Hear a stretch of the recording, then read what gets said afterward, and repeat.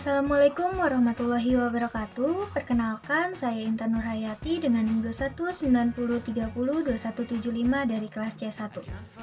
Di video kali ini, saya akan membahas buku kerja kewirausahaan 2, bergerak dari sebuah ide menjadi sebuah usaha, buku kerja 10 dan 11.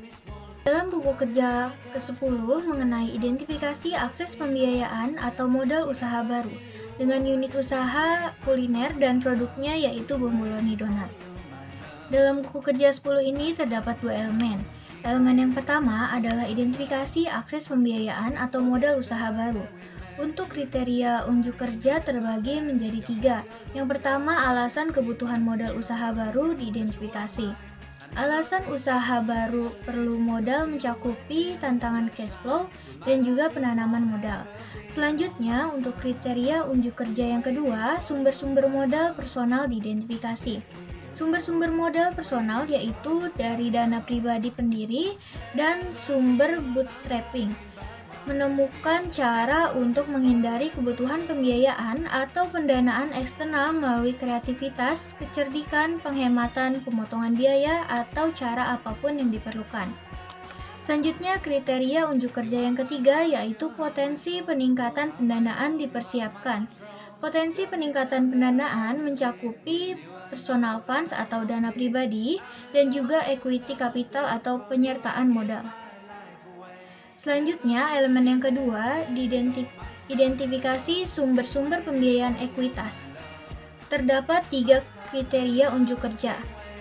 Yang pertama, yaitu business angels diidentifikasi dengan karakteristik berinvestasi sesuai dengan kelayakan proyek dengan harapan keuntungan di masa depan. Yang kedua, jenis venture capital diidentifikasi yang saya pilih di sini yaitu berdasarkan kepemilikan yang terdiri dari private venture capital company, public venture capital company, dan bank affiliate venture company. Yang ketiga, ada initial public offering atau disebut dengan IPO. Diidentifikasi. Manfaat dari IPO adalah diversifikasi likuiditas dan portofolio dan juga monitoring. Selanjutnya, saya akan membahas buku kerja yang ke-11, yaitu identifikasi dan evaluasi peluang pemasaran. Dengan unit usaha kuliner dan produknya yaitu Bomboloni Donat. Dalam buku kerja ke-11 ini terdapat 3 langkah. Untuk langkah yang pertama adalah identifikasi peluang pemasaran.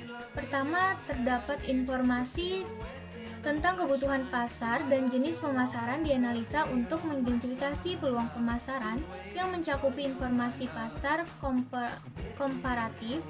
Apakah kita mampu memproduksi barang dan jasa lebih banyak dengan biaya yang lebih murah daripada negara lainnya. Kebutuhan pelanggan, tren dan perkembangan pasar baru dan berkembang. Profitabilitas dan angka penjualan. Untuk jenis pemasaran yang saya pilih di sini adalah pemasaran langsung, pemasaran ide dan pemasaran barang, pemasaran layanan dan pemasaran jarak jauh.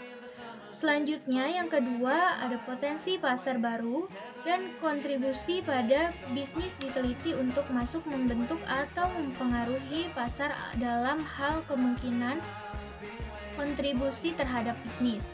Potensi pasar baru ini mencakupi e-commerce. Kontribusi pada bisnis mencakupi berpengaruh pada volume penjualan, pertumbuhan, dan profitabilitas. Yang ketiga, pendekatan kewirausahaan inovatif dan ide-ide kreatif diidentifikasi untuk aplikasi bisnis potensial mereka dan berkembang menjadi peluang pemasaran potensial. Yang saya pilih di sini adalah functional approach atau penjualan, pembelian, pengangkutan, penyimpanan, pembelanjaan, penanggulangan risiko, standarisasi, pengumpulan informasi pasar. Selanjutnya yang saya pilih adalah commodity approach atau melibatkan studi tentang bagaimana barang-barang sesuai dengan kebutuhan pengguna. Dan yang terakhir yang saya pilih adalah managerial approach atau peningkatan pengelolaan usaha. Untuk langkah yang kedua, ini mengenai investigasi peluang pemasaran. Pertama, peluang pemasaran diidentifikasi. Kemungkinan kemungkinan mereka cocok dengan tujuan dan kemampuan organisasi. Peluang pemasaran di sini mencakup penetrasian pasar dan pengembangan produk. Untuk yang kedua, hasil evaluasi peluang diidentifikasi untuk menentukan dampaknya pada basis bisnis dan pelanggan saat ini. Yang saya pilih di sini adalah desain fungsional dari produk dan daya tarik penampilannya. Fleksibilitas memungkinkan adanya modifikasi ciri luar dari produk untuk memenuhi permintaan konsumen atau perubahan teknologi dan persaingan. Daya tahan bahan baku produk bisa diandalkan, kinerja produk seperti yang diharapkan pada kondisi operasi normal, keamanan produk tidak menimbulkan standarisasi, dan kemudahan untuk produksi dan diproses. Selanjutnya yang ketiga tentang kelayakan finansial. Dari setiap peluang pemasaran di sini mencakup faktor eksternal yaitu kode praktik kebijakan dan pedoman, peraturan, undang-undang yang relevan. Selanjutnya ada biaya, manfaat, risiko, dan peluang. Yang keempat, kemungkinan strategi pesaing potensial. Strategi pesaing mencakupi pemotongan harga dan periklanan ekstensif. Yang kelima, ranking peluang pemasaran dalam hal kelayakan dan kemungkinan kontribusinya bagi bisnis. Rankingnya adalah quick win toss.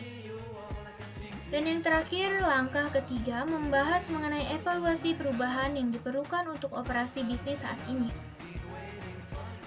Kriteria kinerja yang pertama, ada perubahan yang diperlukan untuk operasi saat ini.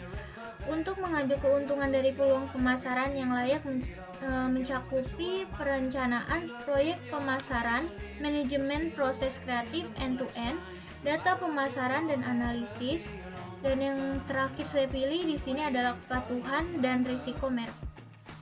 Untuk kriteria kinerja yang kedua, perubahan organisasi untuk layanan basis pelanggan yang meningkat atau berbeda termasuk penyediaan untuk kualitas layanan berkelanjutan kepada pelanggan yang sudah ada. Untuk perubahan organisasi yang saya pilih yaitu struktur fungsional organisasi, struktur organisasi berorientasi pelanggan, dan juga struktur organisasi berorientasi pasar atau wilayah.